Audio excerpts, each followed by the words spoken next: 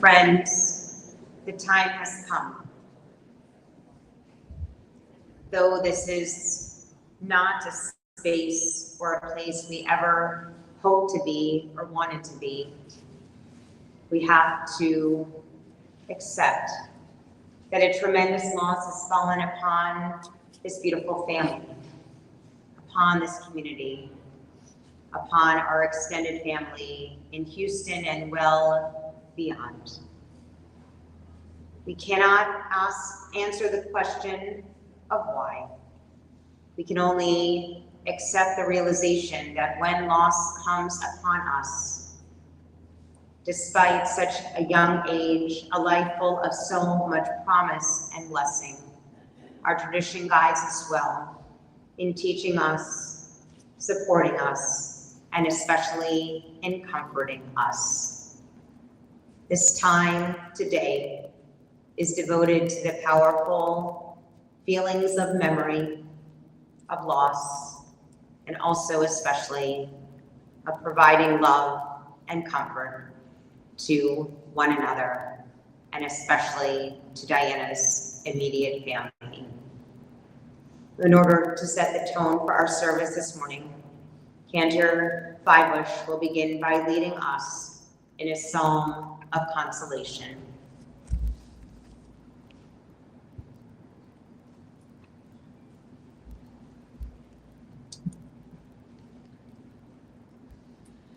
Eli, Eli, shelo yigamer leolam, achol v'hayam, rishu shel hamayim,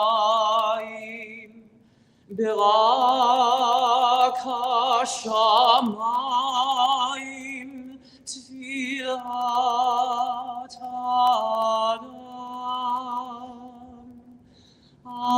אחוז הים, רישוש של המים, ברק השמיים תפילת האדם. Oh God, my God, I pray that these things never end. The sand and the sea, the rush of the crash of the heavens, the prayer of the heart, the sand and the sea, the rush of the waters, the crash of the heavens, the prayer of the heart.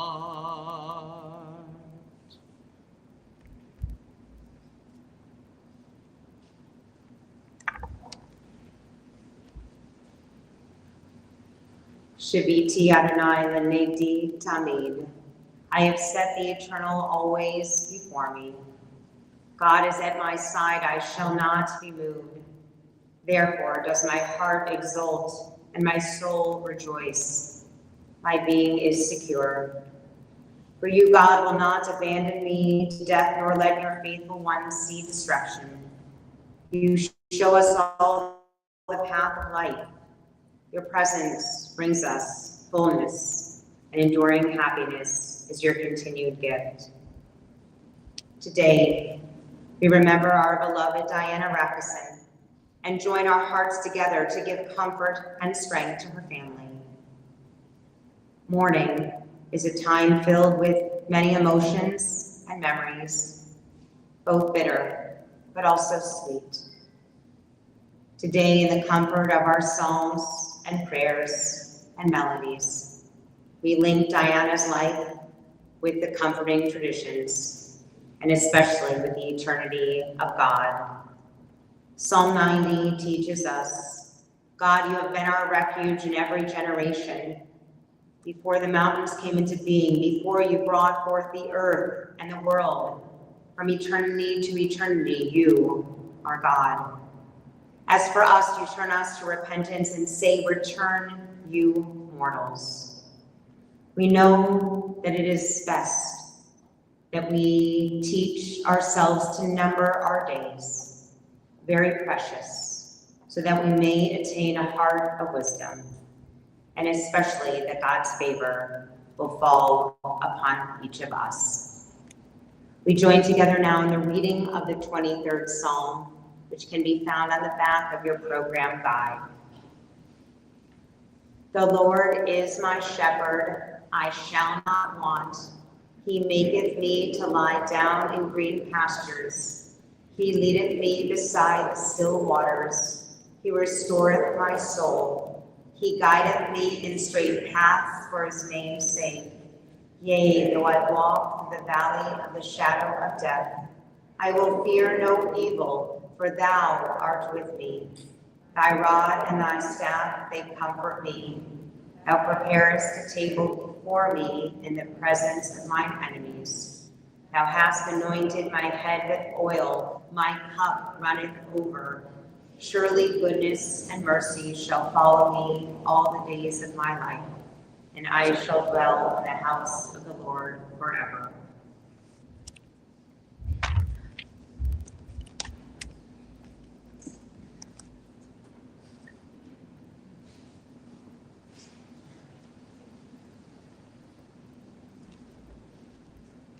There is a beautiful teaching from the book of Proverbs in chapter 31. Often, a family recites it in honor of a mother, a wife, just before Shabbat dinner is enjoyed on Friday evening. It's called the Eshet Chayil. Like so many of our traditional words, they don't hold the same weight in modern times. And certainly, Diana was an Eshet Chayil, a woman of valor. So I share an interpretation of these ancient words. A mother of generations, a woman of valor. She is precious in the gifts that she has given to this family. Her children have found trust and truth in all of her gifts. We follow in patterns that she taught. She is robed in strength and dignity, and she smiles at the future from above. She opens her mouth with wisdom, and the teaching of kindness will forever be upon her tongue. We have benefited and learned so much from her wisdom in all the places and areas she touched and inspired so many. May Diana always be credited for the fruits of her labors and her achievements, and especially may she always live on in glory. We know that the cycle of life continues through darkness and despair, through sadness and loss. There will be many points moving forward that we will remember our beloved, especially as we are guided by the patterns and cycle of our calendar year. In all those times and in all those moments, we will remember her. In the rising of the sun and in its going down, we'll remember her. In the blowing of the wind and in the chill of winter, we'll remember her. In the opening of buds and in the rebirth of spring, we'll remember her. In the blueness of the sky and in the warmth of the sun, we'll remember her. In the rustling of the leaves and in the beauty of autumn, we'll remember her. In the beginning of the year and when it ends, we'll remember her. When we are weary and in need of strength, we'll remember her. When we are lost and sick at heart, we'll remember her. When we have joys we yearn to share, we'll remember her. So long as we live, she too will live, for she is now a part of us as we remember her.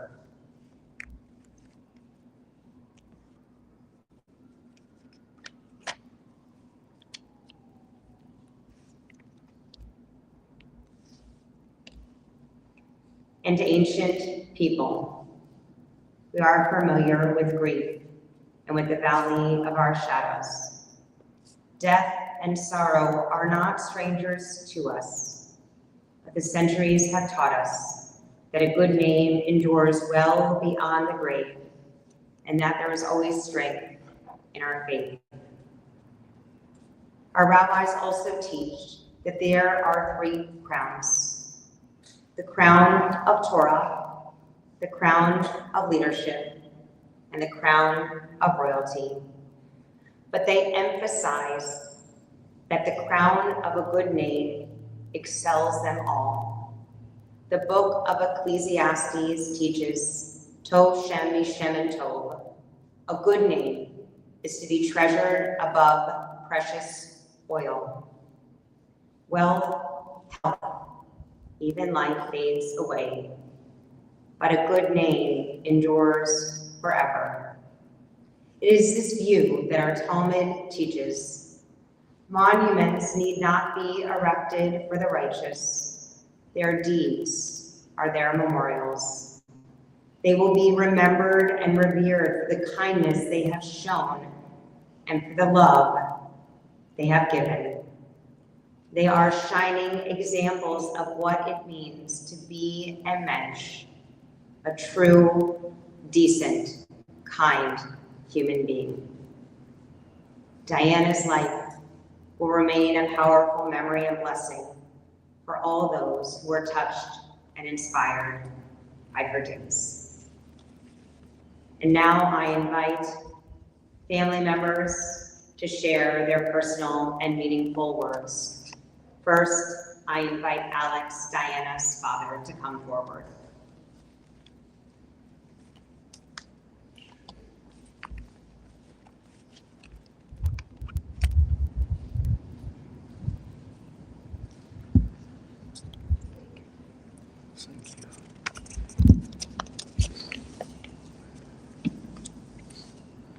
Good morning, everyone. It's not my habit to use nouns. However, due to this extraordinary, touching, very personal topic of the speech, I have to refer to ones. We stand here today in a place of quiet rest to honor and remember my beloved daughter,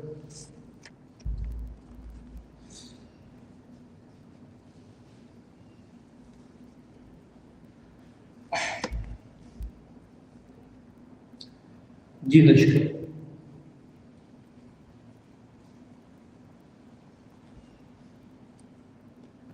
As a father, this is a moment that I never imagined I would face. To say my goodbye,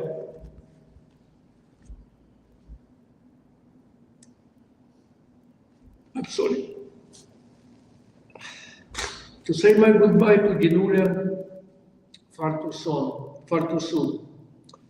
No parent should ever experience this, is ever prepared for this, and words feel small in the face of such profound loss.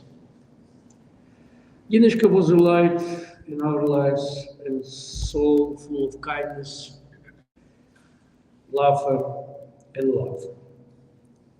From the moment she came into this world, she brought an immeasurable joy.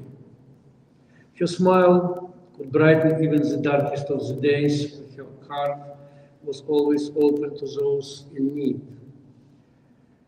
Whether it was through her love or her compassion or the way that she embraced life with such enthusiasm, Dinachka touched everyone around her in ways that will never be forgotten. She always was striving for perfection. We were exceptionally close, and she confessed to me that from time to time of her very childhood, she was continuously trying to identify various areas of her father's improvements. Her motto was, what else can I do to get closer to being the perfect child? On March 29, Saturday, me and Larissa were at the hospital where Diana would stay after our visit for her last few hours. Diana repeated when I left her hospital room for a few minutes with Michael, with tears on her eye, to Larissa, I don't want to hurt my dad. She repeated it quite a few times. My Diana was in a very bad medical condition, but she was worried how to prevent me from not worrying about her death. It's just a short description of what person Diana was. She kept this well-known secret from me from December, when her terminal verdict was unofficially announced. I would like to mention a few words about my son-in-law, Michael Racusin, Diana's husband. For all years that they had been together, they had a wonderful family, raising their sons, Jacob and David. Michael was exceptionally supportive for Diana. He definitely helped her to extend her life as much as possible. Thank you, Michael. Another person who continuously, I would say, heroically, without an hour of interruption, supported Diana was her sister and my daughter, Dr. Maggie Wilkes.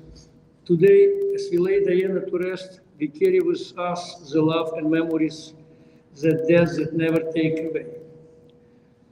So we grieve, we must also be grateful. Grateful for the time we had, for the love we shared, and for the lesson Dinachka taught us.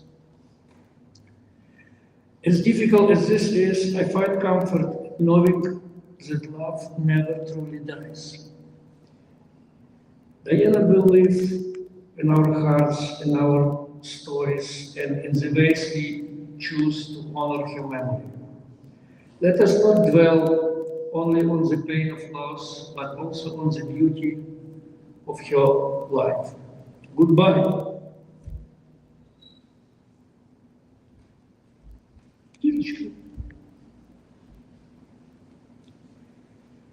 You were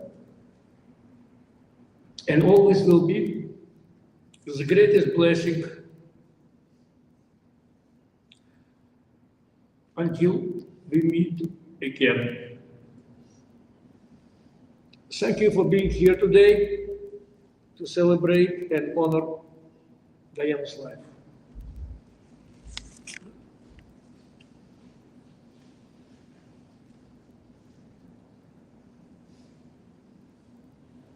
And now I'd like to invite Diana's husband, Michael, to come forward and share his words.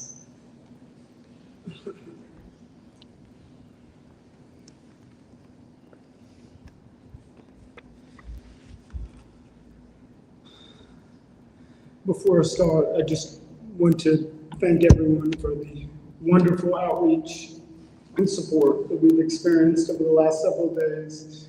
I've enjoyed reading all of your stories and hearing all of your anecdotes and your experience with Diana. You may hear some of your words repeated here, and I found them wonderful and sought to incorporate them. But how do you sum up a life as full and rich as Diana's? We can only scratch the surface. Diana was truly a light in this world. Many of you described her this way too. No words could be more fitting. I know it sounds cliche to say she could light up a room, but those of you here today experienced it firsthand. She radiated joy and warmth wherever she went. Her voice, her stories, her laughter, they were magnetic. She talked with such enthusiasm that you couldn't help but be drawn in, charmed by her words and warmed by her ever-present smile. She was incredibly cheerful and had such an eternal optimism.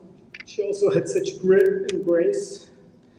These qualities didn't just define her, they transformed the spaces that she touched and all the lives around her.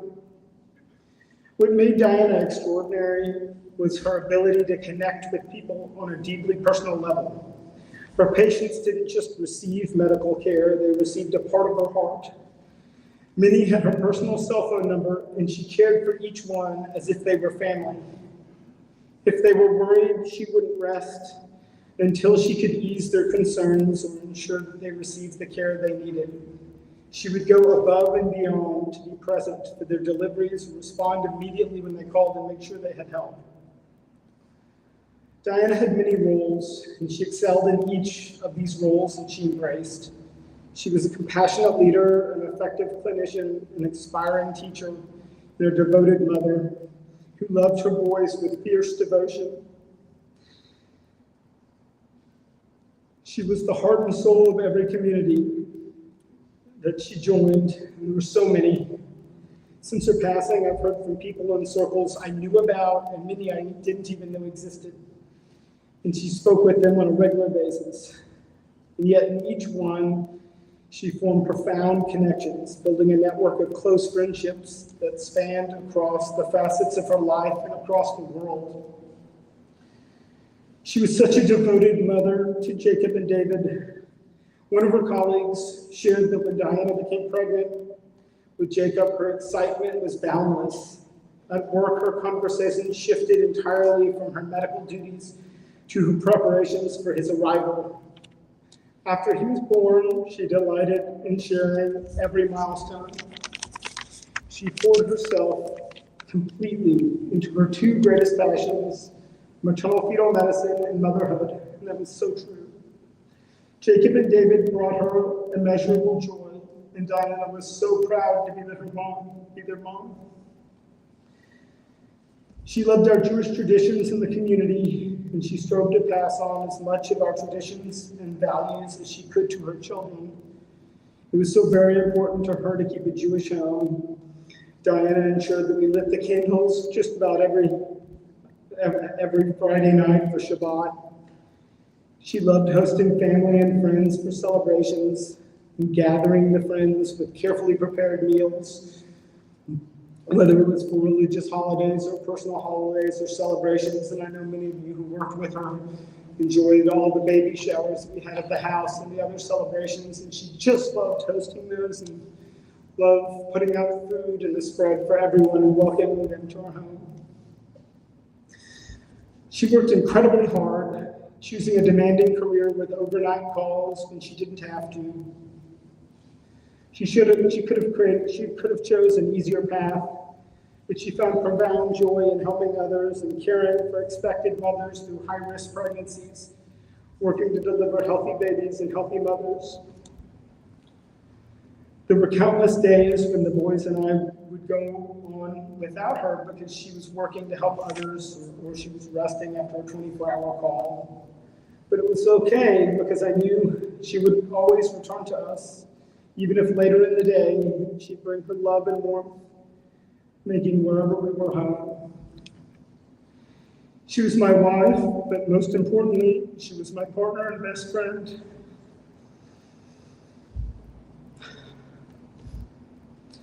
She created a sense of home wherever we were, not just for me, but for our children, her extended family, and all of her friends. I know too many to count.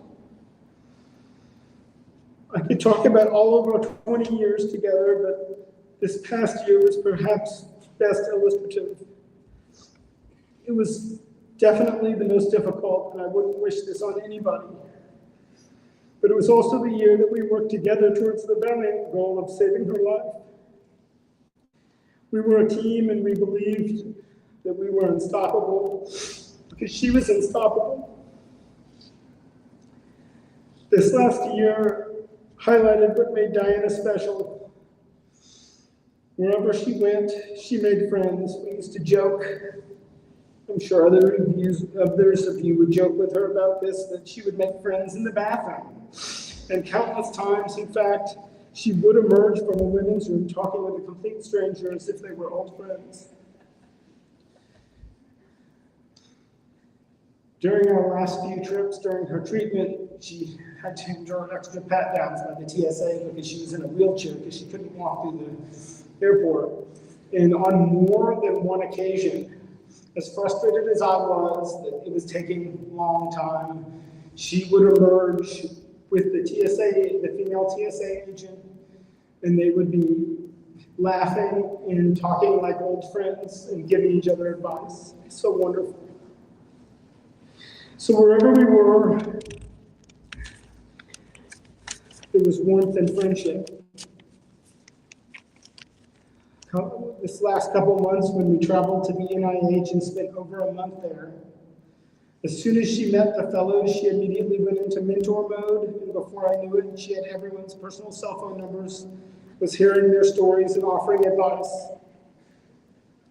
She connected with the attending physicians too, especially Dr. Stephanie Goff, with whom she found common interests immediately in their first few minutes together. Diana was the embodiment of joy and adventure. She didn't just talk about making memories, she created them with boundless enthusiasm.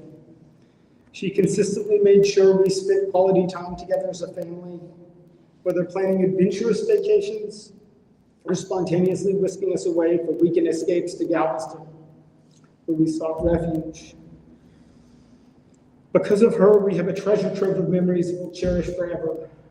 During our vacations, Diana truly shined, showcasing her remarkable strength and her infectious ability to bring fun to every moment. Just last year, despite everything that she was facing, she took us to Disney World with her sister and brother-in-law, Maggie and Travis. Though she was apprehensive about rides, she jumped in with both feet, and the photos capture her pure elation as her face lit up with genuine delight while creating wonderful memories that will stay with us always. In the fall, we visited North Carolina, where Diana, ever determined, climbed an actual mountain with us, literally pulling and encouraging the kids to reach the summit even when their energy flagged. And that was Diana, radiating energy and strength and an irrepressible zest for life. Her laughter echoed through every adventure, transforming ordinary moments into extraordinary memories and reminding all of us how beautiful life could be when embraced with her special brand of joy. Diana was also tenacious. She fought for her patients and for her family. Whenever she thought someone had wronged her children, she immediately acted to make it right. And she fought for her mother when she had cancer, directing her care and using her extensive international connections to find special treatment, flying to Philadelphia, doing absolutely everything that she could. She brought that same level of determination to her own battle over this past year. There was so much optimism at the beginning. We had a plan, and we thought it would work, and it looked like it was working until it didn't. Then we faced so many setbacks, one after another. And I know she didn't share this with everyone, and she pretended that it didn't affect her. But after some initial mourning and with some encouragement, she found renewed strength. Together we fought to save her, and we got so close. Her treatment was working, but we just didn't know time was running out. We didn't know Saturday would be her last day on this earth. If I had known, it would have been a very different day. But that's the thing. We seldom know when it is going to be our last day. We must appreciate the beauty in the people around us every day and live life to the fullest. We have to fight for our loved one and cherish what's important in this world. And that's yet another lesson we can learn from Diana and carry forward in our lives. Diana also loved the little things that brought beauty and joy to life. I realize I didn't always appreciate this, and I'll cherish the lesson that she taught me. In the last year, she traveled to Brenham with Elena Fleischer and her mother to buy roses. We planted them along our driveway. They're blooming right now, and it's wonderful. Every time we left home, she would stop and smell her roses and admire their beauty. And I would call her to the car because we were running late for an appointment. But she needed to take that moment. She needed to take in that beauty. Perhaps it was refreshing her spirit so she could share that beauty with the others around her. In the few days since her passing, I've noticed those flowers opening up, and they're beautiful. I've walked over to smell them like she did, trying to experience what she did, and I'll never forget it. Thank you, Diana, for being the best wife, partner, friend, and mother for our boys. But most importantly, teaching all of us how to experience joy and bringing so much light and happiness in our lives. You are irreplaceable, and we will work every day to honor you.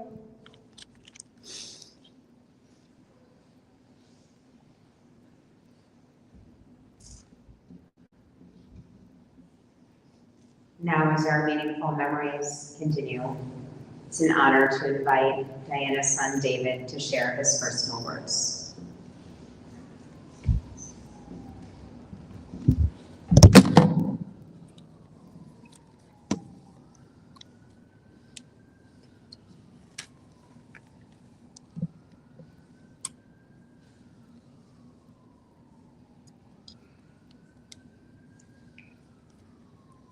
My mom has taught me, it all was for real, a lot of lessons in her short lifetime.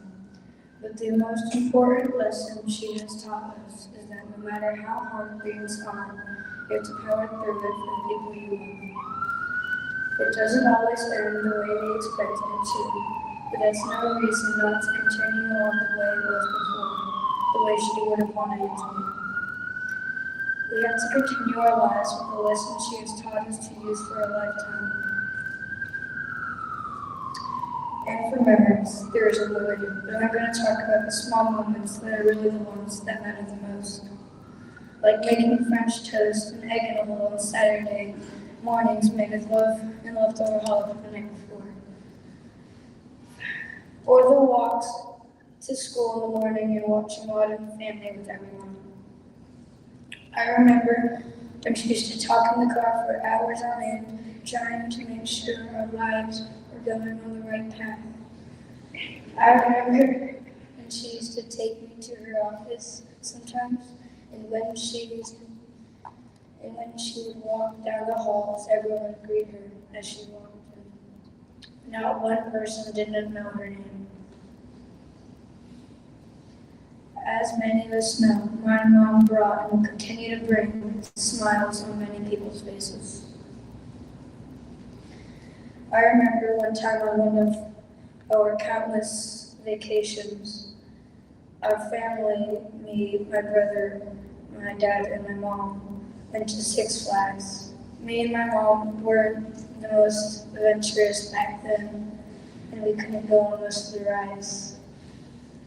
And I remember on one particular ride, my mom took me to a dartboard, and on many countless occasions besides that, she made sure not to just have herself having fun, but other people too. My mom wasn't just a mother, a wife, a daughter, a sister, but also a great person, and I know that's what she wants to be remembered as, a selfless, loving, kind, trustworthy person. Thank you.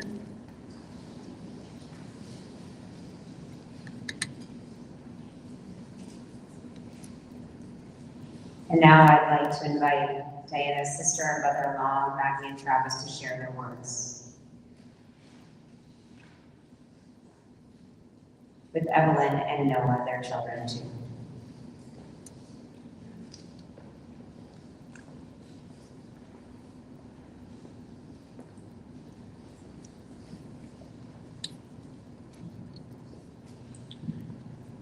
So I've been Diana's brother-in-law for 2 decades, which feels like an enormous amount of time because it was.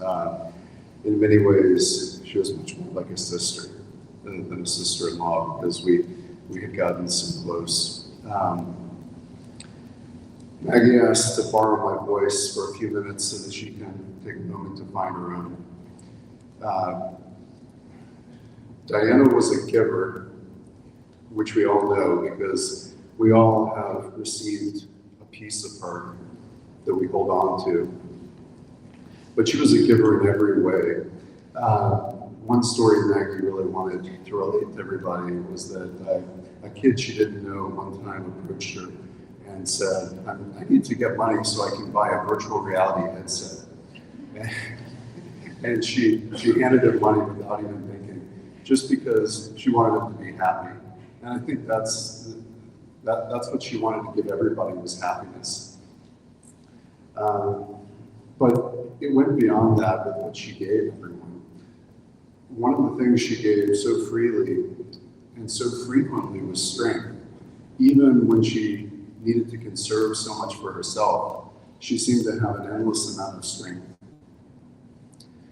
And Maggie and Evie wanted to take a minute to read a poem that Diana sent to them in her final week about strength.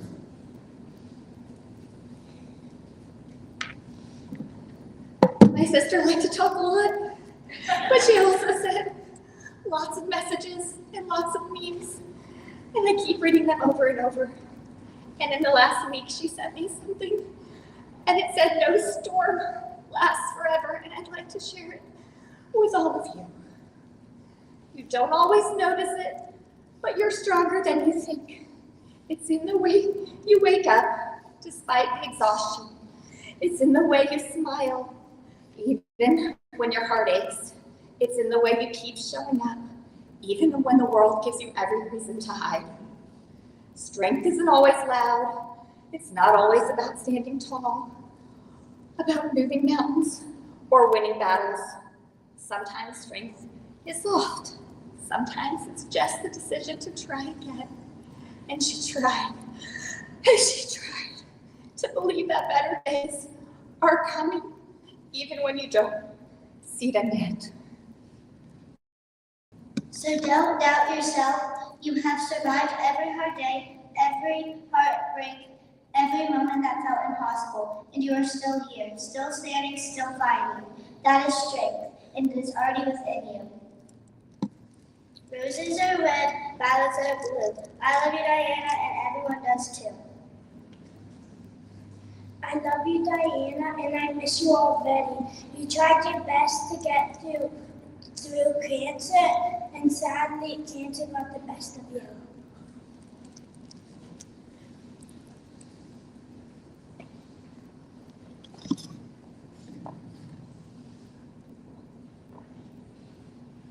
So much strength, so much love, so many memories that we will always share, as Diana would wish. And now as we reflect on all those stories, those times that we spent with Diana that were a source of joy and comfort to us, we take time for a moment of silent prayer and reflection. In a moment, Cantor Five will lead us in singing our prayer for great peace and comfort. Shalom Rav.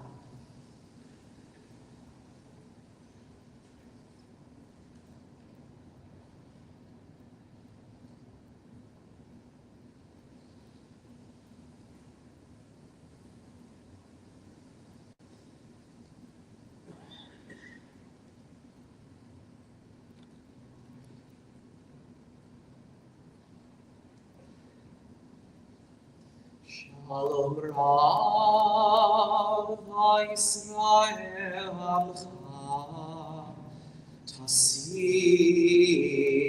Le'olam. Shalom Rav Yisrael Amcha Tasim Le'olam. Ki ata umech Adon lecha shalom. כי אתה הוא מלך אדון לכו השלום. שלום רב ישראל עמך תשים לעולם. שלום רב ישראל עמך תשים לעולם. וטוב בעיניך לברך את עמך ישראל בכל עת ובכל שעה בשלומך. שלום רב ישראל עמך תשים לעולם. שלום רב ישראל עמך תשים לעולם. תשים לעולם.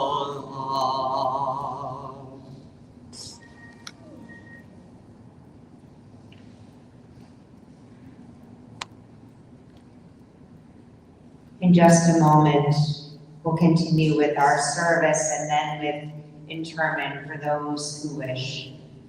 A word of a few announcements.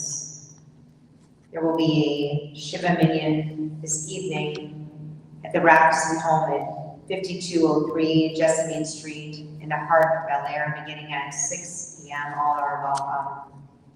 In addition, Diana's name will be read tomorrow evening at our Shabbat services at Congregation Beth Israel. In our main sanctuary, our service begins at 6:30. You are welcome to attend in person or to join us online via live stream through our website. May the memory of Diana endure among us as a blessing. In your own time, God, when we too are called to enter eternity, may we lead this life secure that in the faith that in your light we shall also see light. In life and in death we cannot go where you are. And where you are, when we seek to find you, we know that there is hope, and hope must endure. Sustained always by this assurance, in the midst of our grief and pain and bereavement, we invoke your name, Almighty God. For those who are able, I invite you please to rise as we continue with a prayer of God's compassion.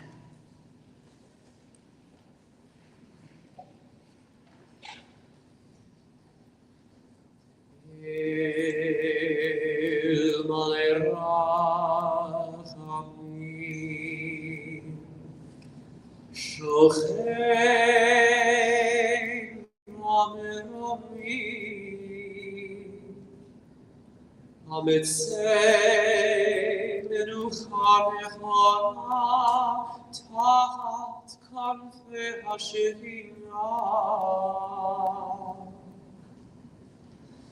אם קדושים וטהורים כזוהר הרקיע מזהירים את נשמת דינה בת ישראל ומלכה שהלכה לעולמה.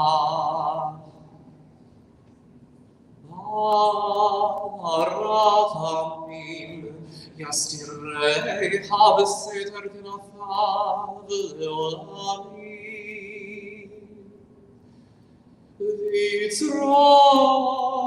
בצרור החיים את נשמתה. אדוני הוא נחלתה, ותנוח בשלום על משכבה, ונאמר אמן.